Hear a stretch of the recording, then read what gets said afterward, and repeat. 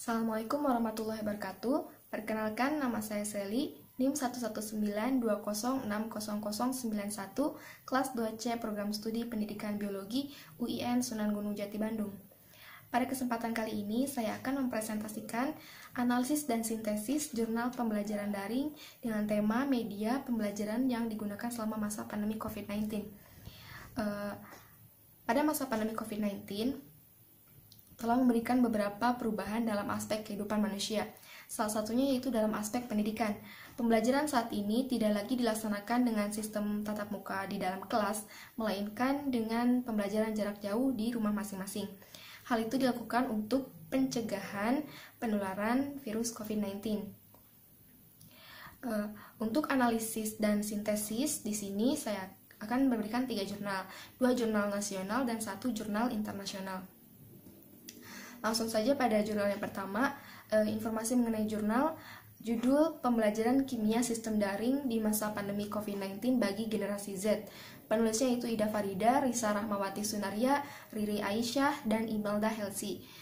Jurnal ini diambil dari karya tulis ilmiah atau KTI Masa Work From Home WFH COVID-19 UIN Sunan Gunung Jati Bandung tahun 2020.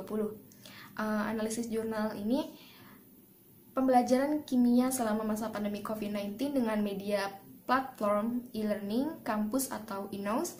Sebagian mahasiswa terkendala oleh faktor-faktor eksternal, yaitu kualitas jaringan internet yang kurang memadai, media pembelajaran yang belum mengakomodasikan gaya belajar dengan lingkungan tempat belajar yang kondusif, sistem penilaian yaitu tingkat keaktifan dalam diskusi dan hasil tes. Kemudian pada jurnal yang kedua, informasi mengenai jurnal berjudul Konsep Praktik Microteaching berbasis e-learning pada masa pandemi COVID-19.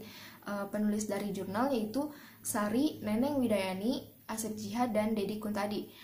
Analisis jurnal kedua ini, praktek microteaching pada bidang MIPA selama masa pandemi COVID-19 menggunakan media e-learning.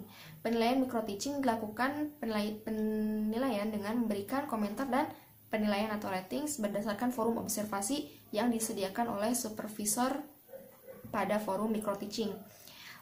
Pada jurnal kedua juga membahas hal lainnya, diantaranya tahap-tahap dalam melaksanakan praktek microteaching, alur-alur dalam pemberian penilaian pada praktek microteaching, dan adanya fase-fase dalam praktek microteaching.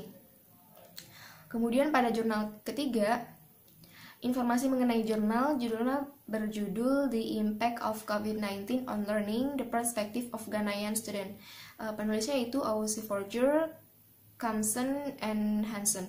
Jurnal ini diambil dari European Journal of Education Studies, Volume 7, Issue 3, 2020. Analisis jurnal ketiga yaitu dampak pandemi COVID-19 bagi pelajar Ghana. Media platform e-learning yang digunakan dalam pembelajaran menjadi tantangan bagi mayoritas mahasiswa atau siswa karena keterbatasan akses ke internet dan kurangnya teknis pengetahuan dari perangkat teknologi ini oleh kebanyakan siswa. Kemudian kendala pembelajaran kondusif dipengaruhi oleh kondisi teknis baik segi internet maupun keadaan sekitar rumah. Seperti yang kita ketahui, masa pandemi COVID-19 tidak hanya terjadi di Indonesia, melainkan di belahan dunia lainnya, salah satunya di negara Ghana. Oleh karena itu, media pembelajaran juga sangat penting di dalam pembelajaran untuk melaksanakan pembelajaran dengan baik. Kemudian pengelompokan hasil kajian, dari ketiga jurnal saya mengelompokkan menjadi 3 kelompok hasil kajian, yaitu ada pertama, hubungan dengan kendala pembelajaran. Di sini dibahas dalam jurnal pertama dan ketiga oleh Ida Farida dan Owusu Forger. Kemudian kelompok yang kedua berhubungan dengan sistem penilaian. Jurnal ini dari jurnal yang pertama dan kedua oleh Ida Farida dan Sari. Kemudian kelompok yang ketiga berhubungan dengan media pembelajaran. Berhubung dari jurnal tiga-tiganya ini merupakan media pembelajaran, bahasanya jadi ketiga jurnal termasuk dalam kelompok ini, yaitu dari Ida Farida, Sari, dan Owusu Forger. Kemudian sintesis dari ketiga jurnal adalah berbagai penelitian tentang media pembelajaran yang digunakan selama masa pandemi COVID-19 mengungkapkan hasil bahwa media pembelajaran menggunakan berbagai platform, di antaranya platform untuk pembelajaran dengan metode diskusi seperti e-learning, WhatsApp Group, Google Classroom, menurut Ida Farida dan Sari, dan Owusu Forger. Kemudian untuk platform untuk pembelajaran video tatap muka seperti Zoom dan Google Hangouts Meet oleh Ida Farida. Dan untuk penilaian evaluasi pembelajaran menggunakan e-learning, quizzes, dan Schoology. Pendapat ini dikeluarkan oleh Ida Farida 2020, Sari 2020. Menurut Sari 2020 menyebutkan bahwa praktik pelaksanaan micro-teaching tetap berjalan dengan lancar dengan memanfaatkan teknologi yaitu media pembelajaran e-learning atau Inous Campus yang dibahas, dan mengacu pada petunjuk teknik pelaksanaan kuliah micro-teaching Fakultas Tarbiyah dan Keguruan. Sistem penilaian menurut Ida Farida pada tahun 2020 yang menyebutkan bahwa dalam metode diskusi, mahasiswa berlomba-lomba memberikan pertanyaan atau jawaban, kritik ataupun sanggahan dalam mendapatkan nilai yang lebih baik. Sedangkan menurut Sri tahun 2020 yang mengungkapkan bahwa sistem penilaian dengan memberikan komentar dan penilaian atau ratings berdasarkan forum observasi yang disediakan supervisor pada forum micro-teaching.